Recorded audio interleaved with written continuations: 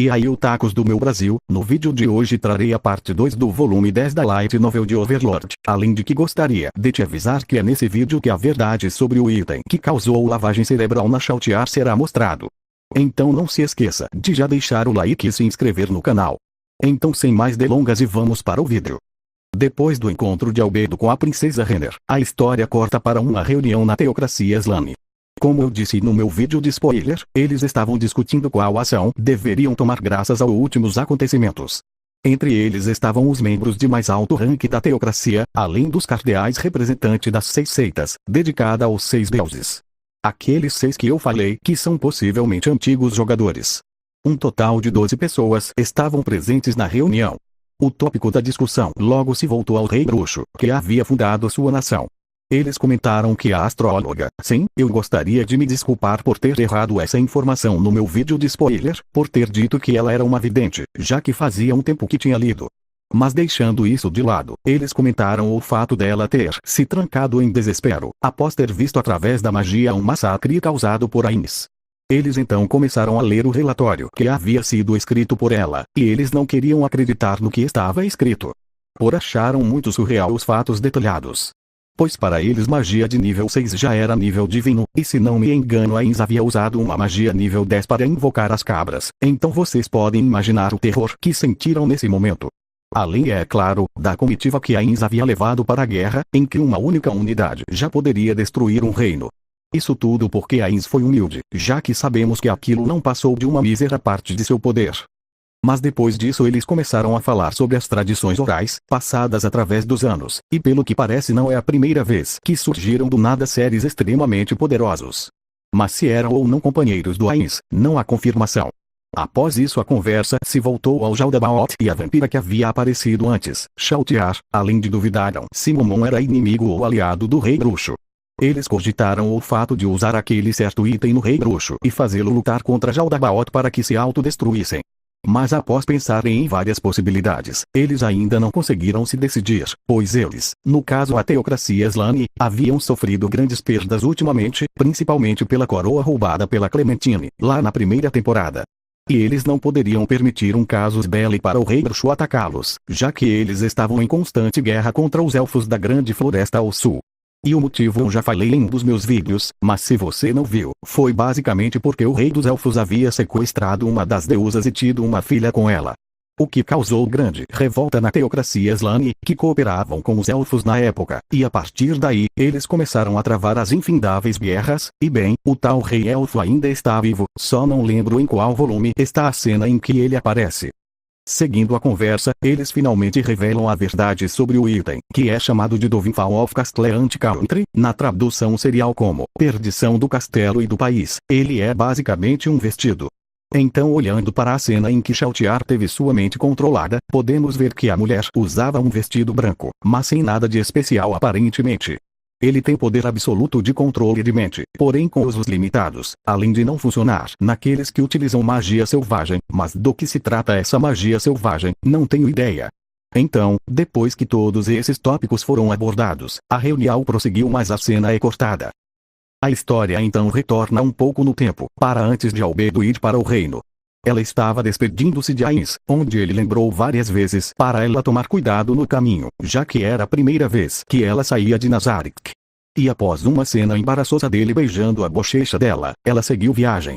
Com isso a cena corta novamente e muda de ponto de vista para Jirkniv Unifarlord Alnix, o belíssimo jovem imperador do Império de Barut, que estava desesperado, frustrado, irritado, full pistola, tudo por causa do rei bruxo. Principalmente pelo fato de ter sido dele a ordem para o rei bruxo usar sua magia mais forte na guerra. O que causou um terrível trauma, até mesmo nos soldados do Império.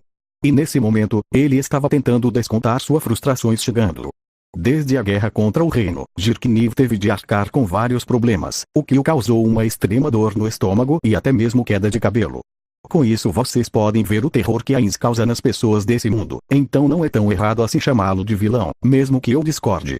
Graças ao trauma dos soldados, houve muitos que pediram para se aposentar e ainda aqueles que adquiriram traumas noturnos. O problema principal era que o custo para formar um soldado não era pequeno, e com isso Jirkniv foi colocado em um dilema. Mas o pior de tudo, era que a pessoa que ele mais confiava já poderia ter se tornado um traidor e estar servindo como espião do Rei Bruxo. Você já deve ter visto no anime e provavelmente sabe que está se referindo ao Fluder. Mas enquanto Zirkniv estava resolvendo a pilha de documentos em sua mesa, um escriba havia entrado e informado que o emissário da teocracia Slane chegaria em breve. Tudo para pôr em prática os planos de Zirkniv para formar a aliança contra Ainz. Após um tempo de conversa, eles decidiram o local encontro, o Coliseu, um lugar totalmente aleatório para não despertar a atenção do Rei Bruxo, já que ele sentia que estava sendo constantemente observado. Bem, a verdade é que Ainz o vigiava para descobrir como se portar melhor como o Imperador Supremo. É mentira! 2 semanas depois, a carruagem de Zirkniv se dirigiu ao Coliseu, escoltado por 2 dos 4 cavaleiros imperiais, Libnigbolt e Violent Gali. No Coliseu seria escoltado pelo Silver Canary, uma equipe ranca da Mantium do Império que havia sido contratada para procurar por espiões que poderiam ter sido enviados por Ainz. Depois de chegar ao Coliseu, Zirkniv se encontrou com o Silver Canary e depois de uma rápida apresentação e uma pequena conversa se dirigiram à sala VIP destinada ao Imperador. A luta no Coliseu em questão seria entre um desafiante oculto contra o Lorde Marcial, o mais poderoso do Coliseu. Graças a isso atraiu uma gigantesca multidão de espectadores. E enquanto ouvia os gritos da plateia, os emissários haviam chegado e entrado na sala. Havia um total de 6, e entre eles estava o sumo sacerdote do Deus do Fogo e o sumo sacerdote do Deus do Vento, e com isso tomaram seus assentos. Mas para despistar uma possível vigilância de Ainz, Zirkniv propôs assistir primeiro à luta do evento principal, que começaria em poucos minutos. E nesse momento, os emissários da teocracia Slane entregaram um documento ao imperador, onde perguntavam os motivos das ações de Zirkniv, tais como a relação deles com o Rei Bruxo, além do motivo do pedido para Ainz usar a magia, entre outros. Mas enquanto Zirkniv escrevia suas respostas um pouco insatisfeito, a voz do locutor soou pelo Coliseu, fazendo questão de anunciar a presença do imperador. E depois de se mostrar para o público, voltou ao seu assento e continuou a conversar com os emissários. Mas quando pensava que nada poderia dar errado, o desafiante oculto foi apresentado, e nesse momento Zirkniv não conseguia acreditar em seus olhos. Já que o desafiante oculto era ninguém menos que o Rei Bruxo, Ainz. Enquanto Zirkniv tentava entender o motivo do súbito aparecimento de Ainz, os emissários da teocracia Slane acreditaram que haviam caído em uma armadilha, mesmo Zirkniv tentando com todas as suas forças fazê-los entender que aquilo era apenas uma armadilha feita por um intelecto demoníaco, que conseguiu em uma só jogada esmagar completamente sua fútil resistência. Mas a teocracia não acreditou nele e estavam prestes a ir embora. Zirkniv não conseguia imaginar até onde tudo havia sido planejado pelo intelecto supremo de Ainz. Se ele soubesse que tudo não passou de uma coincidência, qual seria a sua reação? E o checkmate de Ainz veio quando ele usou magia de voo para flutuar até a mesma altura da sala VIP do imperador, apenas para cumprimentá-lo. Eles conversaram e Ainz fez questão de dizer que tudo não passava de uma coincidência, o que fez Zirkniv chegá-lo em seus pensamentos. Zirkniv tinha certeza absoluta que Ainz havia o feito cair em sua armadilha, para que não conseguisse formar a aliança com a teocracia Slane. Ainz até mesmo perguntou se os convidados do imperador eram amigos dele, colocando Zirkniv em um dilema. Mas antes dele sequer ter a chance de responder, os emissários usaram a desculpa de estarem em uma emergência. Após a atacada final de Ainz, ele desceu na arena para seu duelo. E enquanto os emissários trataram de demonstrar seus desgostos por Zirkniv, ele fez seu melhor para fazê-los entender o brilhante intelecto de Ainz, além de pedir para eles observarem o duelo, não importando o lugar no Coliseu, para que pudessem preparar uma contramedida. Após isso, Zirkniv foi deixado na sala VIP com seus 2 guardas pessoais, e assim a história cortou mais uma vez e mudou seu ponto de vista para Ainz. Mas a história retornou novamente um pouco no tempo, enquanto Ainz e o mestre da guilda haviam se teletransportado para a capital imperial. Se vocês viram a parte 1 do meu vídeo, já deve saber que eles haviam feito um acordo para mudar as funções dos aventureiros, e por isso vieram até a capital, fazer uma bela propaganda da guilda dos aventureiros em seu reino para os aventureiros do império. Mas após uma pequena conversa com o mestre da guilda, Ainz percebeu que o melhor curso de ação seria atrair aqueles que desejam se tornar aventureiros, e a melhor forma era exibir seu poder em um lugar de destaque no império. Exatamente, o Coliseu. Com isso, o mestre da guilda Ainzach usou suas conexões para permitir que Ainz se encontrasse com Osk, um dos mais poderosos promotores do Coliseu. A reunião havia sido marcada, porém foi agendada para a manhã seguinte.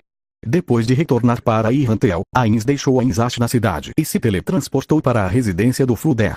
Ele deveria cumprir sua promessa de ensinar magia, mas como Ainz não fazia ideia de como, ele entregou como recompensa um livro ao Fluder e o ordenou que ele o traduzisse para aprender o abismo da magia com o livro. Até porque o livro estava em japonês. Depois dessa sessão de tortura para Ainz, ele pediu algumas informações sobre o Lorde Marcial ao Fluder. No outro dia ele foi novamente na capital imperial, ele se encontrou com o promotor e juntamente com Ainzash convenceram de colocar Ainz como um desafiante do Lorde Marcial. Já que a melhor forma de mostrar seu poder na capital, seria desafiando o rei do Coliseu. Mas havia uma condição. Era que Ainz não usasse sua magia e apenas lutasse como um guerreiro. O que foi facilmente aceito por Ainz, causando espanto em Ainzash e Osk que acreditavam que Ainz não conseguiria vencer sem suas magias, já que ele era um Magic Caster, conhecidos por serem fracos em força física. Com tudo finalizado, os preparativos para o grande evento do duelo se iniciaram. Já no dia do duelo, o Lorde Marcial estava se preparando junto de Osk. Ele era da raça dos Troll, da subespécie do Stroll de guerra. Ele havia sido salvo 10 anos atrás pelo Osk, que o levou para se tornar seu lutador no Coliseu. Depois de uma pequena conversa entre o Lorde Marcial e Osk, onde descobrimos um pouco do passado dele, os preparativos são finalizados, e foram até a porta do Coliseu, o ritual que sempre mantinham. Com isso, o ponto de vista é mudado para Ainz, que estava se preparando para entrar na arena, enquanto conversava com Ainzash, que demonstrava sua preocupação pelo fato de Ainz não poder usar magia no duelo. Mas ignorando esse fato, vemos a preocupação de Ainz por saber que Jirkniv estava presente no Coliseu, pensando que ele havia descoberto sua infiltração clandestina no Império.